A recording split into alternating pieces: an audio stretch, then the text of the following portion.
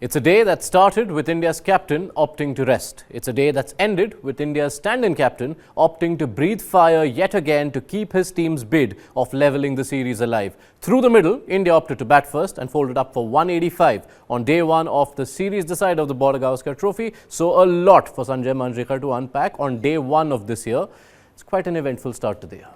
Yes, and as you said, Rohit Sharma opted to rest. Bumrah opted to breathe fire with the bat as well. So, second highest scorer in the innings. So, yes, and the thing where, the series has become interesting is that you can't trust Australian batting. You can trust their bowling to be high quality. But can you say on a pitch like this that they wouldn't be all out for 140?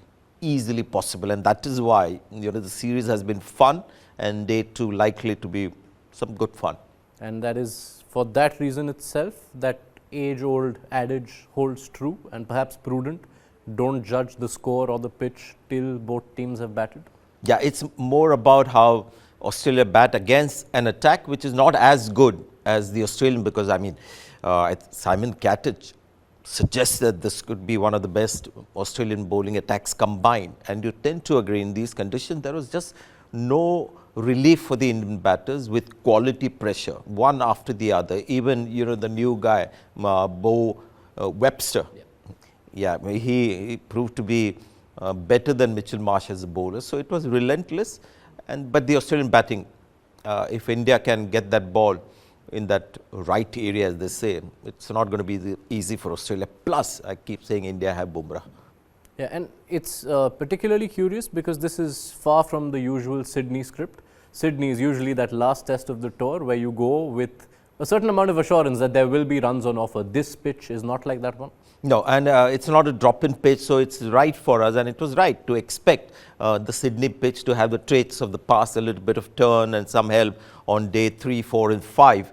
But we live in this world of, bespoke suits and whatnot. So we have pitches as well that suit a particular team. India does it at home. Australia have done it very obviously in Australia, where they've just taken the spinners of India out of the equation by preparing a pitch which has a lot of, it's designed for the seam bowlers. Plus, Indian seam attack not the same as it was, say 4 or 5 years back. They wouldn't have done that otherwise, but still India has hope. But yeah, with the spinners, 2 of them in the Indian team, and the pitch not suited to them might just come to play a part in the final sort of analysis. All right, so point taken on the pitch, but we do now revisit that Indian batting effort. Not the first time in this season that India's first innings has folded up for less than 200, 185 all out. Whatever you say about the pitches, about the conditions, about the quality of attack, it was another deflating batting effort.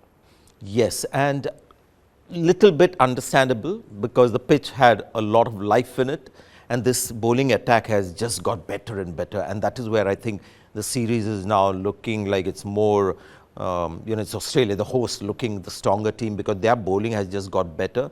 Boland, at the peak of his prowess, Mitchell Starc is bowling as well as he has done in the last 3 tours. Pat Cummins as captain.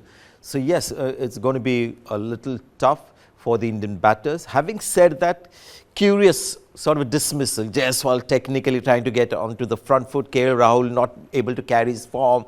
And then you had Shubman, Gill again, getting a good 20, lapse of concentration.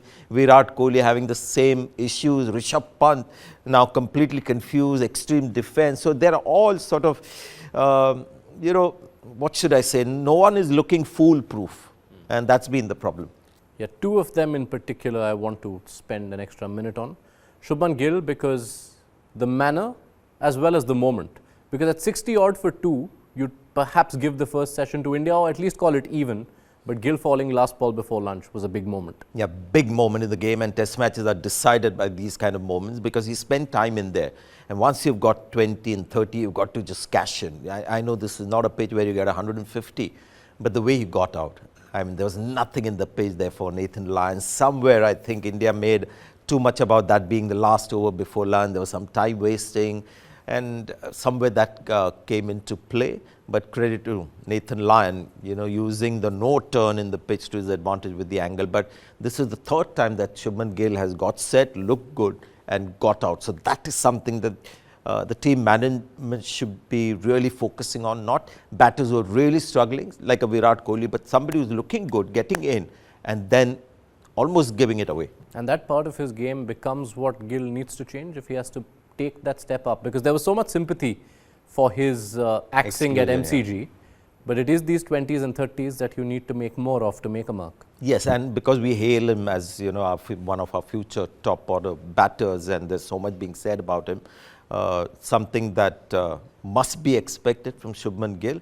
The thing that actually worried me about Shubman Gill coming to Australia was his defence. Is it watertight? And all the 3 innings where he went past 20, his defence looked pretty good. It's just him playing some kind of a shot where you thought his concentration had just lapsed a little bit. All right, moving on to the other part of India's batting future, Rishabh Pant. It's been a difficult series. You mentioned the word confusing about his effort. What explains the version of Pant we saw in this innings in particular?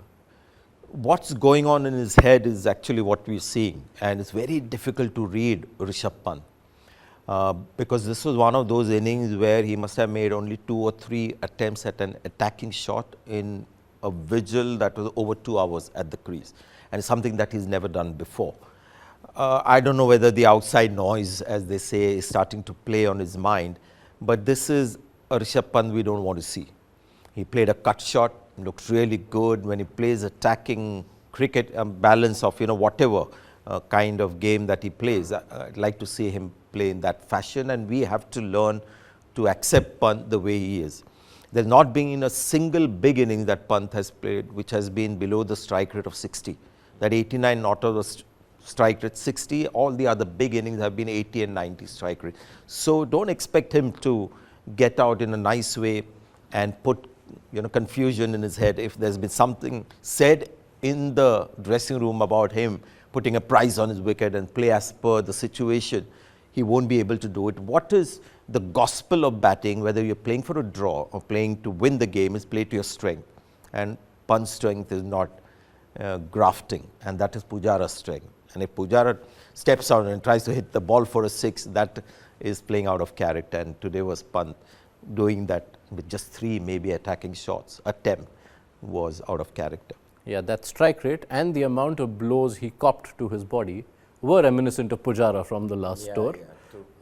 Since you brought up all that sound around him, during and after the MCG test, pretty much from every quarter, his captain, his coach, a lot of senior commentators had so much to say. Do you feel it's played on his mind?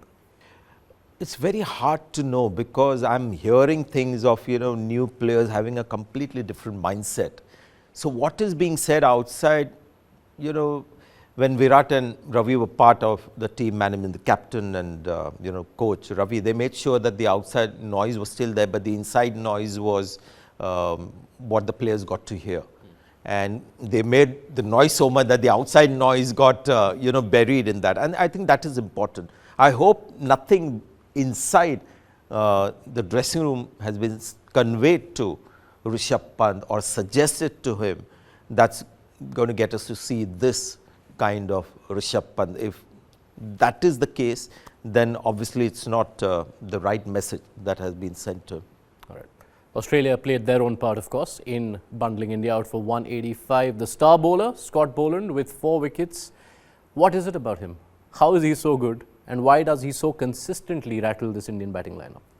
If you look at the wickets that he got, the first one, Jaiswal, trying to get onto the front foot. And I said this in the last game as well. He's going to be even more difficult for the Indian batters, for those who like to go forward. And that's why he's also troubled Virat Kohli, because he never pitches the ball up. He just pitches it on good length, and if you're going to go in that direction, the extra bounce is going to do you. Nitish Kumar Reddy as well, for some reason taking a step forward and going away from what actually got him 100, playing as per length. So he tends to trouble those kind of batters. And in the top 6 or 7, we've got at least 3 batters who want to get forward no matter what. Rohit Sharma not playing here. But the guys who play a little late and more keen on being on the back foot aren't troubled by Boland as much. All right. Can't end this day's wrap without going right to the start of it. And almost the contrasting cultures that it represented, because in our preview, which was recorded at a time we were aware that Australia have announced their change of Beau Webster replacing Mitchell Marsh. You spoke about how Australia's clarity in decision making is an example for teams to follow. And here you have India making a decision and the words around it. Bumrah's words, the captain has just opted to rest. This shows unity in the team. What explains it?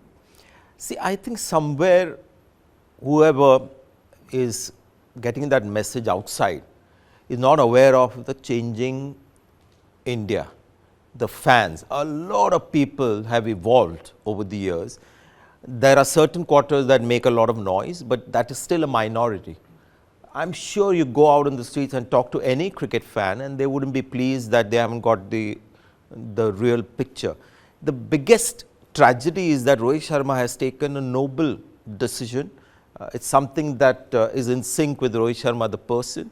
And by keeping that under wraps and going about it so mysteriously, they have just taken the sheen out of what has been a great gesture from Rohit Sharma to make sure that the balance is better and more sort of equipped number 3 young batters, and he's not coming in the way of those people. So the powers to be need to understand their fans. They aren't, they've evolved over the years. Is it a function of the optics game having possibly gone too far? Because it feels like in recent years, the word dropped is banned from Indian cricket. Yeah, even Shubman Gill was not dropped. It was unfortunate. So, yeah, I mean, everyone knows it, might as well. And I think a champion side must be good at all facets of the game, which is also about, taking decisions which are cricketing decisions. We, I think, take the sport far too seriously. Is after all sport. You've just dropped a player from playing in this match. It's not like a life and death situation that you want to tread very carefully around it. And it is a part of the sport, an integral part of the sport, making those changes. All right, let's focus back on the sport itself, because day 2 will start with something which appears to be, it was already quite mouth-watering given what Sam Constas had done at Melbourne. Now that what we saw at the end, perhaps the most animated Jasprit Bumrah has ever looked on a cricket field, sets us up for something quite spectacular on day 2. Yes, something about Sam Constas. I don't know whether it's the pencil-thin moustache or what it is, but he just gets under the skin of great Indian players. So something happened there, but Bumrah is so smart and so balanced that his initial reaction when he got the wicket was to go towards Sam Constas, but he didn't say anything. So he held himself back. But yes, he's all charged up, and it's a good sign because Bumrah he was charged up, but the ball that he bowled to Khwaja was the perfect delivery to get Khwaja out. So it's a good sign. All we need to now hope for is some support from the other 2 pace bowlers that we have, because the spinners for the moment have nothing in the pitch. Can imagine Usman Khwaja wouldn't have been the most pleased with his young partner. It's tough enough facing Bumrah, then you go and rile him up further. Yeah, but he dare not blame his young partner in the dressing room, because I don't think in the Australian culture they'll appreciate it. Oh, what a finish. And we can't wait for day 2. That early morning alarm clock, if you're in this part of the world, seems to be worth the while.